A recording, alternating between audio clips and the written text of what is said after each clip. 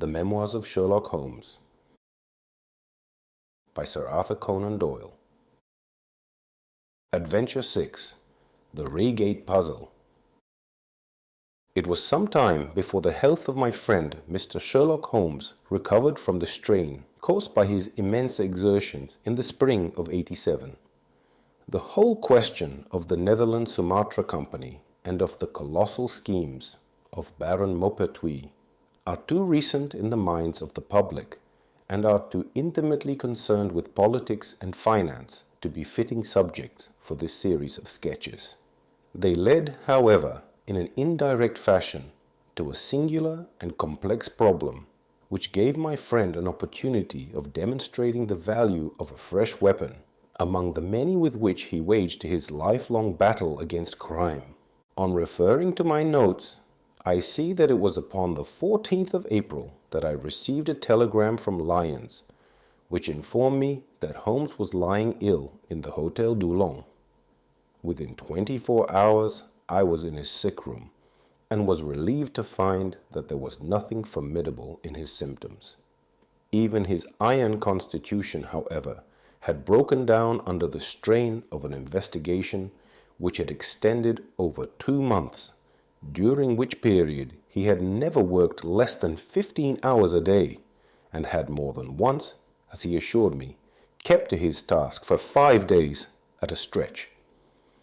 Even the triumphant issue of his labors could not save him from reaction after so terrible an exertion, and at a time when Europe was ringing with his name, and when his room was literally ankle deep with congratulatory telegrams, I found him a prey to the blackest depression. Even the knowledge that he had succeeded where the police of 3 countries had failed, and that he had outmaneuvered at every point the most accomplished swindler in Europe, was insufficient to rouse him from his nervous prostration. 3 days later, we were back in Baker Street together, but it was evident that my friend would be much the better for a change, and the thought of a week of springtime in the country was full of attractions to me also. My old friend, Colonel Hayter, who had come under my professional care in Afghanistan, had now taken a house near Reigate, in Surrey, and had frequently asked me to come down to him upon a visit. On the last occasion, he had remarked that if my friend would only come with me, he would be glad to extend his hospitality to him also. A little diplomacy was needed, but when Holmes understood that the establishment was a bachelor one, and that he would be allowed the fullest freedom, he fell in with my plans, and a week after our return from Lyons, we were under the Colonel's roof. Hayter was a fine old soldier who had seen much of the world, and he soon found, as I had expected, that Holmes and he had much in common. On the evening of our arrival, we were sitting in the Colonel's gun-room after dinner. Holmes stretched upon the sofa, while Hayter and I looked over his little armory of Eastern weapons. "By the way," said he suddenly, "I think I'll take one of these pistols upstairs with me in case we have an alarm." "An alarm?" said I. "Yes, we've had a scare in this part lately. Old Acton, who was one of our county magnates, had his house broken into last Monday. No great damage done, but the fellows are still at large." "No clue?" asked Holmes, cocking his eye at the Colonel. "None as yet, but the affair is a petty one of our little country crimes, which must seem too small for your attention, Mr. Holmes, after this great international affair." Holmes waved away the compliment, though his smile showed that it had pleased him. "Was there any feature of interest?" "I fancy not." "The thieves ransacked the library and got very little for their pains.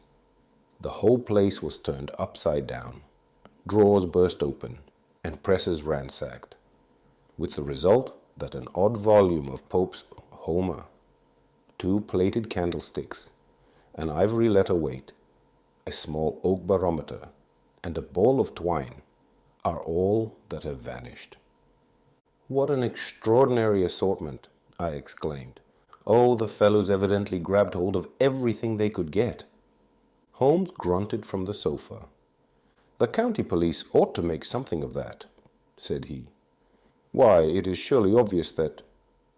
But I held up a warning finger. You are here for a rest. My dear fellow, for heaven's sake, don't get started on a new problem when your nerves are all in shreds. Holmes shrugged his shoulders with a glance of comic resignation towards the colonel, and the talk drifted away into less dangerous channels.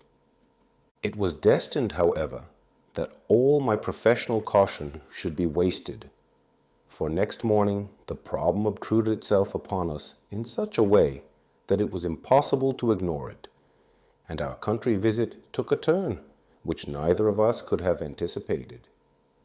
We were at breakfast when the colonel's butler rushed in with all his propriety shaken out of him. "Have you heard the news, sir?" he gasped. "At the Cunninghams, sir."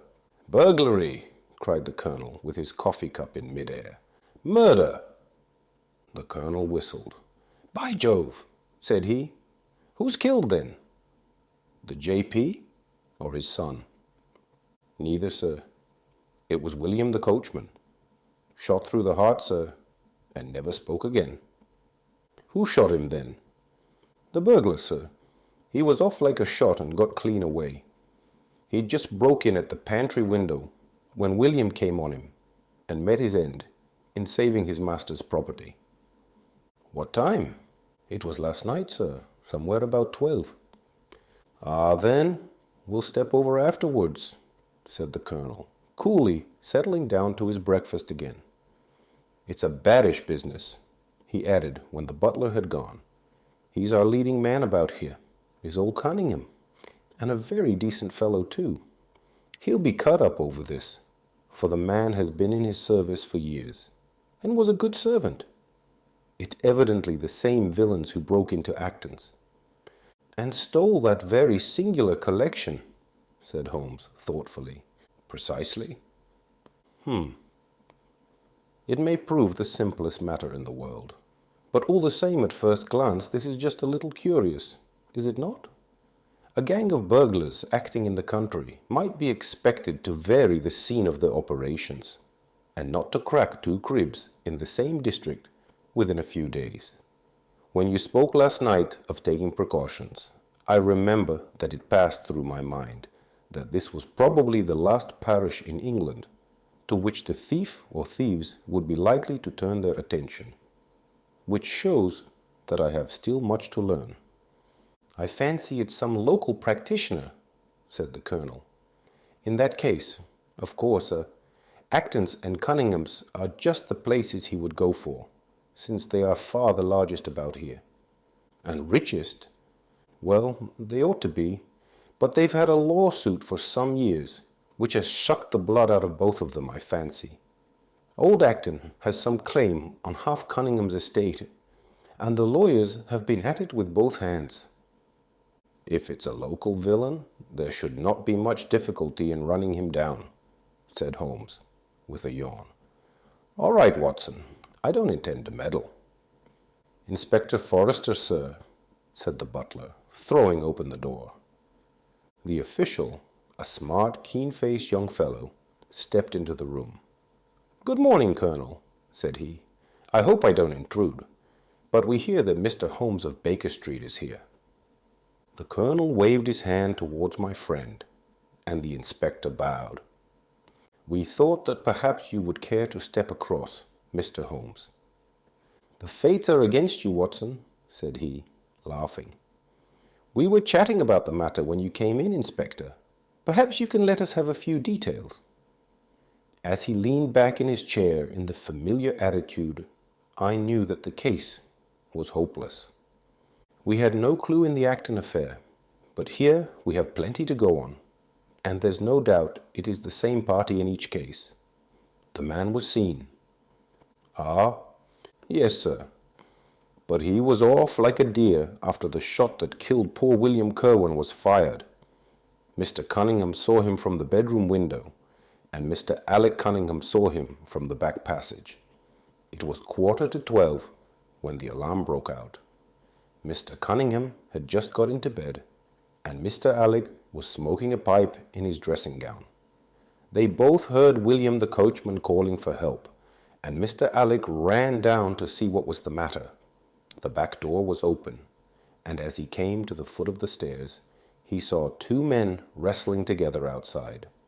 One of them fired a shot, the other dropped, and the murderer rushed across the garden and over the hedge. Mr. Cunningham, looking out of his bedroom, saw the fellow as he gained the road, but lost sight of him at once.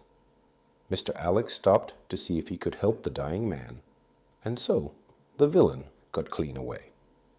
Beyond the fact that he was a middle-sized man and dressed in some dark stuff, we have no personal clue, but we are making energetic inquiries, and if he is a stranger, we shall soon find him out.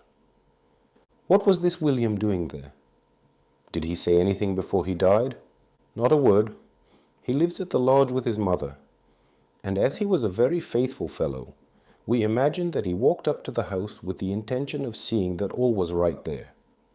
Of course, this Acton business has put everyone on their guard. The robber must have just burst open the door, the lock has been forced, when William came upon him. Did William say anything to his mother before going out?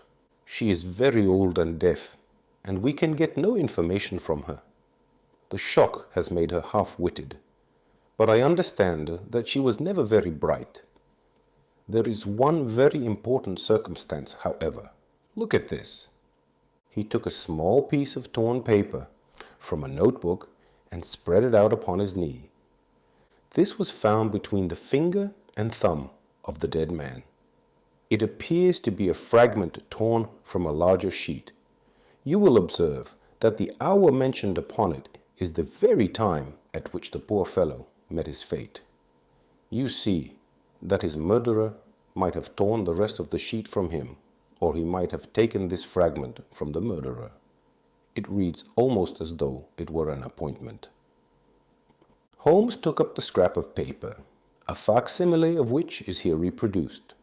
At 11:45, learn what may. Presuming that it is an appointment, continued the inspector, it is of course a conceivable theory that this William Kirwan, though he had the reputation of being an honest man, may have been in league with the thief. He may have met him there, may even have helped him to break in the door, and then they may have fallen out between themselves. This writing is of extraordinary interest, said Holmes, who had been examining it with intense concentration. These are much deeper waters than I had thought. He sank his head upon his hands, while the inspector smiled at the effect which his case had had upon the famous London specialist. Your last remark, said Holmes presently, as to the possibility of there being an understanding between the burglar and the servant, and this being a note of appointment from one to the other, is an ingenious and not entirely impossible supposition. But this writing opens up. He sank his head into his hands again, and remained for some minutes in the deepest thought. When he raised his face again, I was surprised to see that his cheek was tinged with color, and his eyes as bright as before his illness. He sprang to his feet with all his old energy. "I'll tell you what," said he. "I should like to have a quiet little glance into the details of this case. There is something in it which fascinates me extremely. If you will permit me, Colonel, I will leave my friend Watson and you, and I will step around with the inspector to test the truth of one or two little fancies of mine. I will be with you again in half an hour." An hour and a half had elapsed before the inspector returned alone. "Mr. Holmes is walking up and down in the field outside," said he. "He wants us all four to go up to the house together." "To Mr. Cunningham's?" "Yes, sir. What for?" The inspector shrugged his shoulders. "I don't quite know, sir. Between ourselves, I think Mr. Holmes has not quite got over his illness yet. He's been behaving very queerly, and he is very much excited." "I don't think you need alarm yourself," said I. "I have usually found that there was method in his madness." "Some folks might say there was madness in his method," muttered the inspector. "But he's all on fire to start, Colonel, so we had best go out if you're ready." We found Holmes pacing up and down in the field, his chin sunk upon his breast, and his hands thrust into his trousers pockets. "The matter grows in interest," said he. "Watson, your country trip has been a distinct success. I have had a charming morning." "You have been up to the scene of the crime, I understand," said the colonel. "Yes, the inspector and I have made quite a little reconnaissance together." "Any success?" "Well, we have seen some very interesting things. I'll tell you what we did as we walk. First of all, we saw the body of this unfortunate man. He certainly died from a revolver wound as reported." "Had you doubted it then?" "Oh, it is as well to test everything. Our inspection was not wasted. We then had an interview with Mr. Cunningham and his son, who were able to point out the exact spot where the murderer had broken through the garden hedge in his flight. That was of great interest." "Naturally." "Then we had a look at this poor fellow's mother. We could get no information from her, however, as she is very old and feeble." "And what is the result of your investigations?" "The conviction that the crime is a very peculiar one. Perhaps our visit now may do something to make it less obscure. I think that we are both agreed, Inspector, that the fragment of paper in the dead man's hand, bearing, as it does, the very hour of his death written upon it, is of extreme importance." "It should give a clue, Mr. Holmes." "It does give a clue. Whoever wrote that note was the man who brought William Kirwan out of his bed at that hour. But where is the rest of that sheet of paper?" "I examined the ground carefully in the hope of finding it," said the inspector. "It was torn out of the dead man's hand. Why was someone so anxious to get possession of it? Because it incriminated him. And what would he do with it? Thrust it into his pocket most likely, never noticing that a corner of it had been left in the grip of the corpse. If we could get the rest of that sheet, it is obvious that we should have gone a long way towards solving the mystery." "Yes, but how can we get at the criminal's pocket before we catch the criminal?" "Well, well, it was worth thinking over. Then there is another obvious point. The note was sent to William. The man who wrote it could not have taken it. Otherwise, of course, he might have delivered his own message by word of mouth. Who brought the note then? Or did it come through the post?" "I have made inquiries," said the inspector. "William received a letter by the afternoon post yesterday. The envelope was destroyed by him." "Excellent!" cried Holmes, clapping the inspector on the back. "You've seen the postman. It is a pleasure to work with you. Well, here is the lodge, and if you will come up, Colonel, I will show you the scene of the crime." We passed the pretty cottage where the murdered man had lived, and walked up an oak-lined avenue to the fine old Queen Anne house, which bears the date of Malplaquet upon the lintel of the door. Holmes and the inspector led us round it until we came to the side gate, which is separated by a stretch of garden from the hedge which lines the road. A constable was standing at the kitchen door. "Throw the door open, officer," said Holmes. Now, it was on those stairs that young Mr. Cunningham stood and saw the two men struggling just where we are. Old Mr. Cunningham was at that window, the second on the left, and he saw the fellow get away just to the left of that bush. Then Mr. Alec ran out and knelt beside the wounded man. The ground is very hard, you see, and there are no marks to guide us. As he spoke, two men came down the garden path from round the angle of the house. The one was an elderly man with a strong, deep-lined, heavy-eyed face. The other a dashing young fellow whose bright, smiling expression and showy dress were in strange contrast with the business which had brought us there. "Still at it, then?" said he to Holmes. "I thought you Londoners were never at fault. You don't seem to be so very quick, after all." "Ah, you must give us a little time," said Holmes, good-humouredly. "You'll want it?" said young Alec Cunningham. "Why, I don't see that we have any clue at all." "There's only one," answered the inspector. "We thought that if we could only find—" "Good heavens, Mr. Holmes, what is the matter?" "Man accidentally tipping table over." My poor friend's face had suddenly assumed the most dreadful expression. His eyes rolled upwards, his features writhed in agony, and with a suppressed groan, he dropped on his face upon the ground. Horrified at the suddenness and severity of the attack, we carried him into the kitchen, where he lay back in a large chair and breathed heavily for some minutes. Finally, with a shamefaced apology for his weakness, he rose once more. "Watson would tell you that I have only just recovered from a severe illness," he explained. "I am liable to these sudden nervous attacks." "Shall I send you home in my trap?" asked old Cunningham. "Well, since I am here, there is one point on which I should like to feel sure. We can very easily verify it." "What was it?" "Well, it seems to me that it is just possible that the arrival of this poor fellow William was not before, but after, the entrance of the burglary into the house.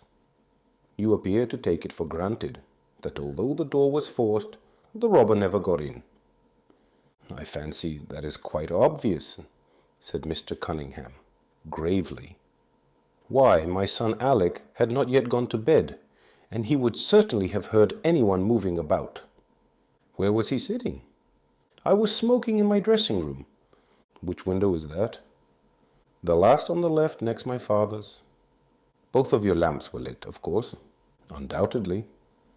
"There are some very singular points here," said Holmes, smiling.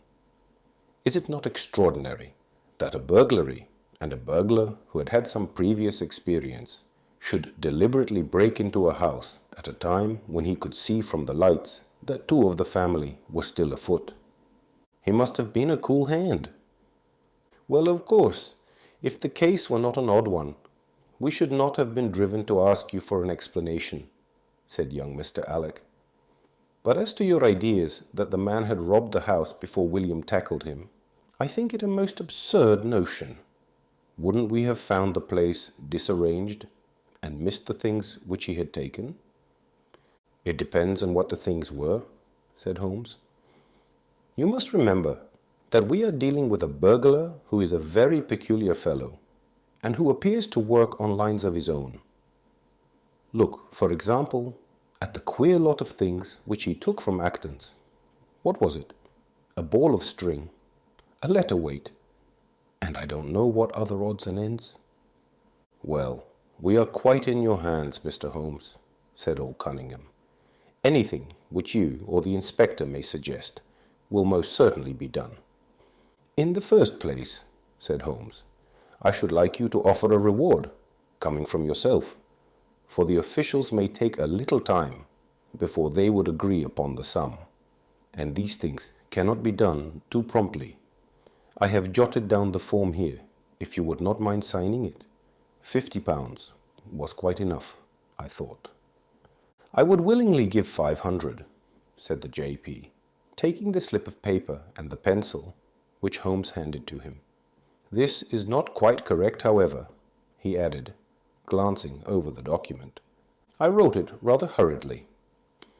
You see you begin, whereas at about 1:45 on Tuesday morning an attempt was made, and so on. It was at 11:45, as a matter of fact."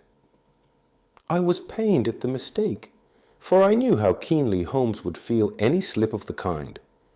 It was his specialty to be accurate as to fact, but his recent illness had shaken him, and this one little incident was enough to show me that he was still far from being himself. He was obviously embarrassed for an instant, while the inspector raised his eyebrows, and Alec Cunningham burst into a laugh. The old gentleman corrected the mistake, however, and handed the paper back to Holmes. "Get it printed as soon as possible," he said. "I think your idea is an excellent one." Holmes put the slip of paper carefully away into his pocketbook. "And now," said he, "it really would be a good thing that we should all go over the house together and make certain that this rather erratic burglar did not, after all, carry anything away with him. Before entering, Holmes made an examination of the door which had been forced. It was evident that a chisel or strong knife had been thrust in, and the lock forced back with it. We could see the marks in the wood where it had been pushed in. "You don't use bars, then?" he asked. "We have never found it necessary." "You don't keep a dog?" "Yes, but he is chained on the other side of the house." "When do the servants go to bed?" "About 10.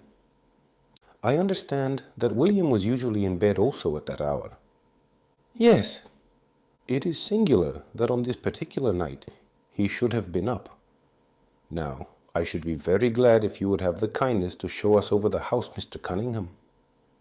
A stone-flagged passage, with the kitchens branching away from it, led by a wooden staircase directly to the first floor of the house. It came out upon the landing opposite to a second more ornamental stair, which came up from the front hall. Out of this landing opened the drawing room and several bedrooms, including those of Mr. Cunningham and his son. Holmes walked slowly, taking keen note of the architecture of the house. I could tell from his expression that he was on a hot scent, and yet I could not in the least imagine in what direction his inferences were leading him. "My good sir," said Mr. Cunningham with some impatience, "this is surely very unnecessary. That is my room at the end of the stairs, and my son's is the one beyond it. I leave it to your judgment whether it was possible for the thief to have come up here without disturbing us." "You must try round and get on a fresh scent, I fancy," said the son with a rather malicious smile. "Still, I must ask you to humour me a little further. I should like, for example, to see how far the windows of the bedrooms command the front. This, I understand, is your son's room." He pushed open the door. "And that, I presume, is the dressing room in which he sat smoking when the alarm was given. Where does the window of that look out to?" He stepped across the bedroom, pushed open the door, and glanced round the other chamber. "I hope that you are satisfied now?" said Mr. Cunningham tartly. "Thank you. I think I have seen all that I wished." "Then if it is really necessary, we can go into my room." "If it is not too much trouble." The J.P. shrugged his shoulders and led the way into his own chamber, which was a plainly furnished and commonplace room. As we moved across it in the direction of the window, Holmes fell back until he and I were the last of the group. Near the foot of the bed stood a dish of oranges and a carafe of water. As we passed it, Holmes, to my unutterable astonishment, leaned over in front of me and deliberately knocked the whole thing over. The glass smashed into 1,000 pieces, and the fruit rolled about into every corner of the room. "You've done it now, Watson," said he coolly. "A pretty mess you've made of the carpet." I stooped in some confusion and began to pick up the fruit. Understanding, for some reason, my companion desired me to take the blame upon myself. The others did the same, and set the table on its legs again. "Hullo!" cried the inspector. "Where's he got to?" Holmes had disappeared. "Wait here an instant," said young Alec Cunningham. "The fellow is off his head, in my opinion. Come with me, father, and see where he has got to." They rushed out of the room, leaving the inspector, the colonel, and me staring at each other. "'Pon my word, I am inclined to agree with Master Alec," said the official.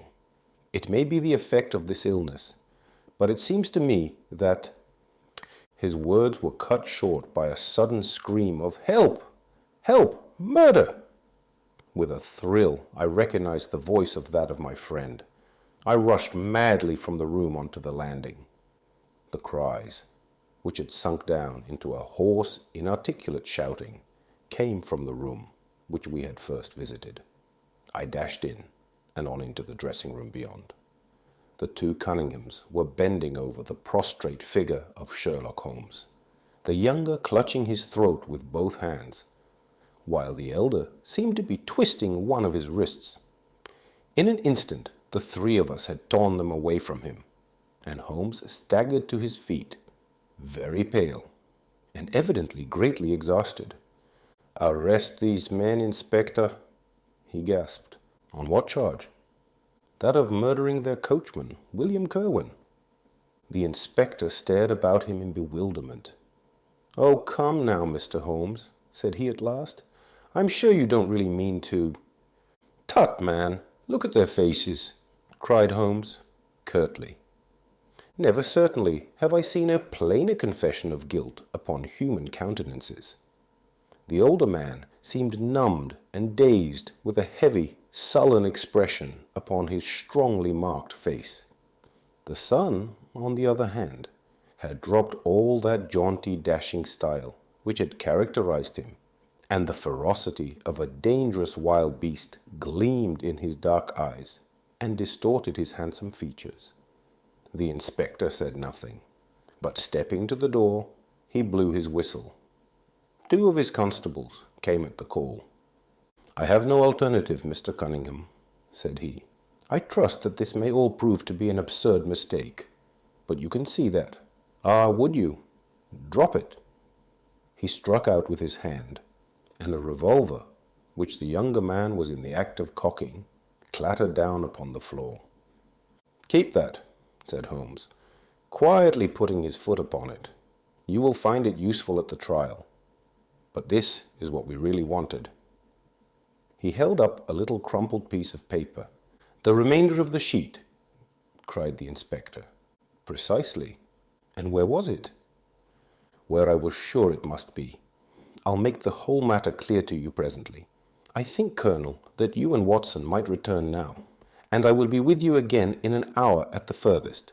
The inspector and I must have a word with the prisoners, but you will certainly see me back at luncheon time."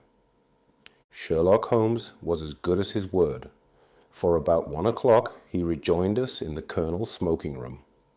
He was accompanied by a little elderly gentleman, who was introduced to me as the Mr. Acton, whose house had been the scene of the original burglary. "I wished Mr. Acton to be present while I demonstrated this small matter to you," said Holmes, "for it is natural that he should take a keen interest in the details. I am afraid, my dear Colonel, that you must regret the hour that you took in such a stormy petrel as I am." "On the contrary," answered the Colonel warmly, "I consider it the greatest privilege to have been permitted to study your methods of working. I confess that they quite surpass my expectations, and that I am utterly unable to account for your result. I have not yet seen the vestige of a clue. I am afraid that my explanation may disillusion you, but it has always been my habit to hide none of my methods, either from my friend Watson or from anyone who might take an intelligent interest in them. But first, as I am rather shaken by the knocking about which I had in the dressing room, I think that I shall help myself to a dash of your brandy, Colonel. My strength had been rather tried of late. I trust that you had no more of those nervous attacks." Sherlock Holmes laughed heartily. "We will come to that in its turn," said he. "I will lay an account of the case before you in its due order, showing you the various points which guided me in my decision. Pray interrupt me if there is any inference which is not perfectly clear to you. It is of the highest importance in the art of detection to be able to recognize, out of a number of facts, which are incidental and which vital. Otherwise, your energy and attention must be dissipated instead of being concentrated. Now, in this case, there was not the slightest doubt in my mind from the first that the key of the whole matter must be looked for in the scrap of paper in the dead man's hand. Before going into this, I would draw your attention to the fact that if Alec Cunningham's narrative was correct, and if the assailant, after shooting William Kirwan, had instantly fled, then it obviously could not be he who tore the paper from the dead man's hand. But if it was not he, it must have been Alec Cunningham himself, for by the time that the old man had descended, several servants were upon the scene. The point is a simple one, but the inspector had overlooked it because he had started with the supposition that these county magnates had had nothing to do with the matter. Now, I make a point of never having any prejudices, and of following docilely wherever fact may lead me. And so, in the very first stage of the investigation, I found myself looking a little askance at the part which had been played by Mr. Alec Cunningham. And now I made a very careful examination of the corner of paper which the inspector had submitted to us. It was at once clear to me that it formed part of a very remarkable document. Here it is. Do you not now observe something very suggestive about it? It has a very irregular look, said the colonel. My dear sir, cried Holmes, there cannot be the least doubt in the world that it has been written by two persons doing alternate words. When I draw your attention to the strong T's of at and to, and ask you to compare them with the weak ones of quarter and 12, you will instantly recognize the fact. A very brief analysis of these four words would enable you to say with the utmost confidence that the learn and the maybe are written in the stronger hand, and the what in the weaker. By Jove, it's as clear as day, cried the colonel. Why on earth should two men write a letter in such a fashion? Obviously the business was a bad one, and one of the men who distrusted the other was determined that whatever was done, each should have an equal hand in it. Now, of the two men, it is clear that the one who wrote the at and to was the ringleader. How do you get at that? We might deduce it from the mere character of the one hand, as compared with the other, but we have more assured reasons than that for supposing it. If you examine this scrap with attention, you will come to the conclusion that the man with the stronger hand wrote all his words first, leaving blanks for the other to fill up. These blanks were not always sufficient, and you can see that the second man had a squeeze to fit his quarter in between the at and the to, showing that the latter were already written. The man who wrote all his words first is undoubtedly the man who planned the affair. Excellent, cried Mr. Acton. But very superficial, said Holmes. We come now, however, to a point which is of importance.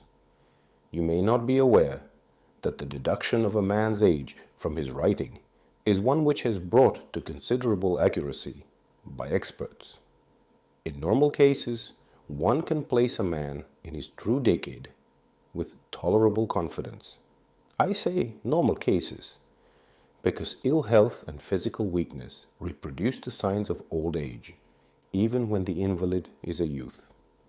In this case, looking at the bold, strong hand of the one, and the rather broken-backed appearance of the other, which still retains its legibility, although the T's have begun to lose their crossing, we can say that the one was a young man, and the other was advanced in years, without being positively decrepit. Excellent!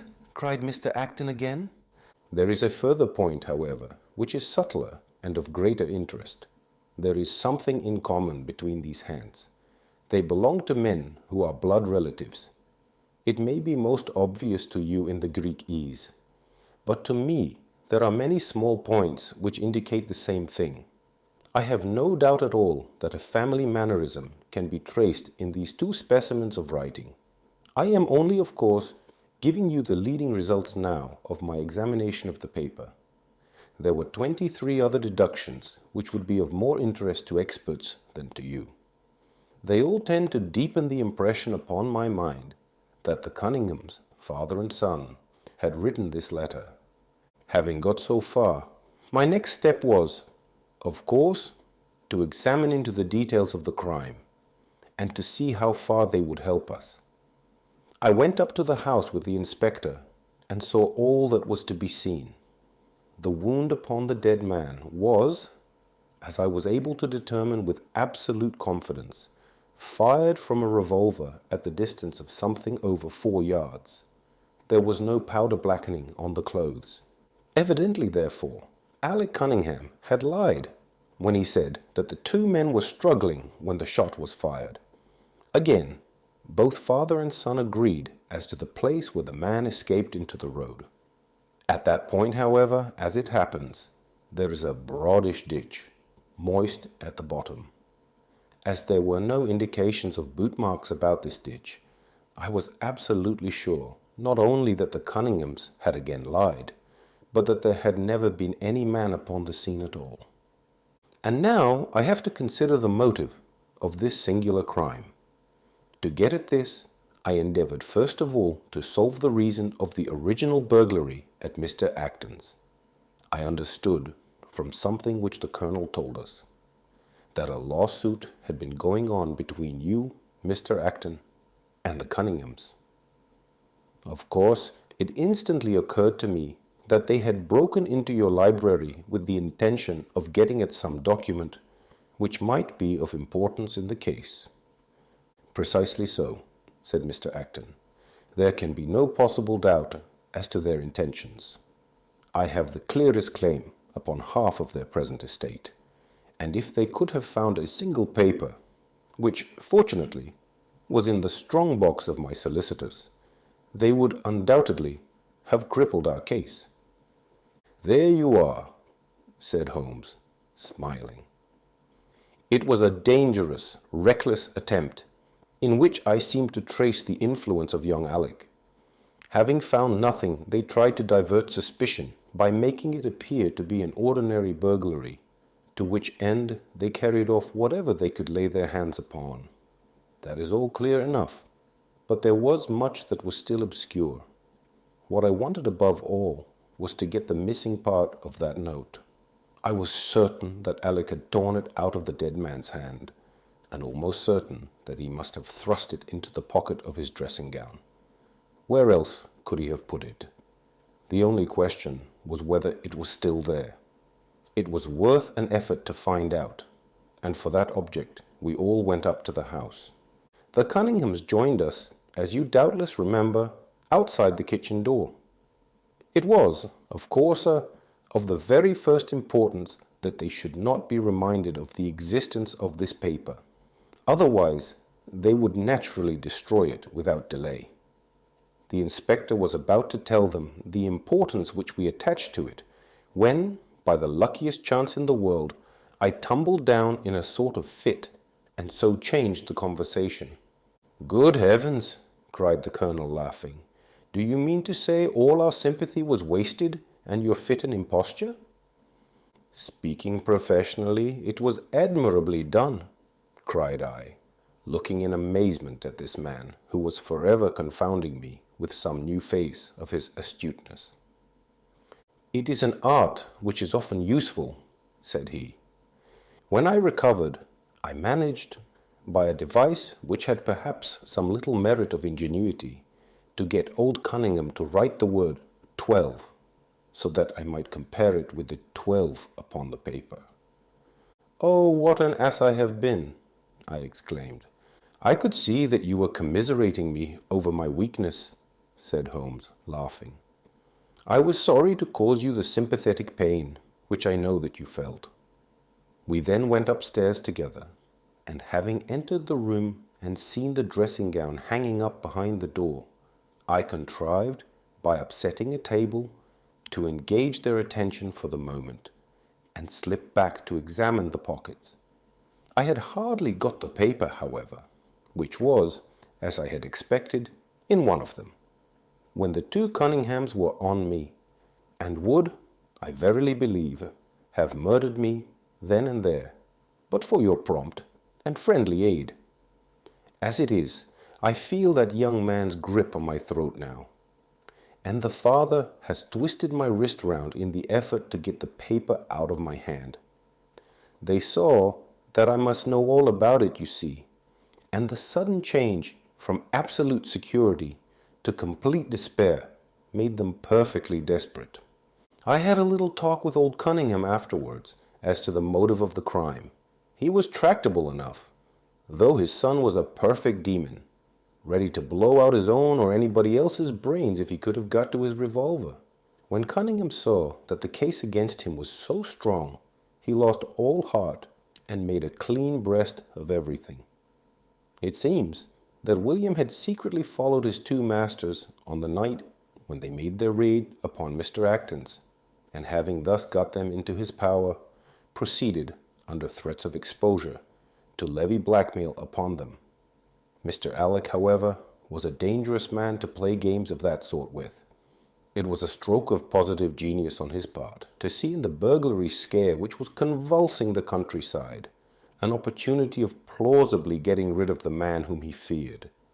William was decoyed up and shot, and had they only got the whole of the note, and paid a little more attention to detail in the accessories, it is very possible that suspicion might never have been aroused. "And the note?" I asked. Sherlock Holmes placed the subjoined paper before us. "If you will only come around at 11:45 to the East Gate, you will learn what will very much surprise you, and may be of greater service to you, and also to Annie Morrison. But say nothing to anyone upon the matter." "It is very much the sort of thing that I expected," said he.